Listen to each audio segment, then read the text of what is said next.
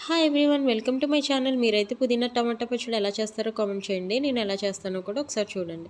And బాండి తీసుకొని ఒకసారి అందులో అయితే ఆయిల్ యాడ్ చేసుకోవాలి. కొంచెం ఆయిల్ హీట్ ఎక్కాక అందులో కొంచెం ఎండుమిరపకాయలు కానీ పచ్చిమిరపకాయలు కానీ ఏదైనా తీసుకోవచ్చు. నేనైతే కారానికి తగ్గట్టు 2 ఎండుమిరపకాయలు అయితే తీసుకున్నాను. నీట్గా వాష్ చేసి పెట్టుకున్న పుదీనాను అయితే తీసుకున్నాను. మనం ఎంత పుదీనా తీసుకున్నా అది చాలా తక్కువ అవుతుంది.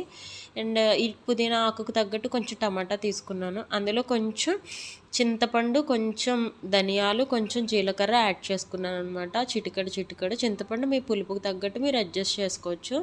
కొంచెం వేసుకొని అవి బాగా కొంచెం వేపుకోవాలి.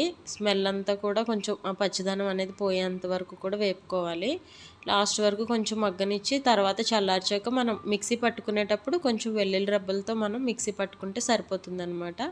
ఇది ఇడ్లీ, దోశ అండ్ అన్నంలోకి కూడా చాలా చాలా బాగుంటుంది. పుదీనా హెల్త్కి చాలా మంచిది. చాలామంది ఏంటంటే ఈ పుదీనాని ఎర్లీ మార్నింగ్ కొంచెం గ్రీన్ టీలో కూడా వేసుకొని ఆకులు తాగుతున్నారంట. చాలా మంచిదని చెప్తున్నారు. సో మీరు కూడా తినండి. తప్పకుండా లైక్ చేయండి. ప్లీజ్ సబ్స్క్రైబ్ చేయండి. Thanks for watching.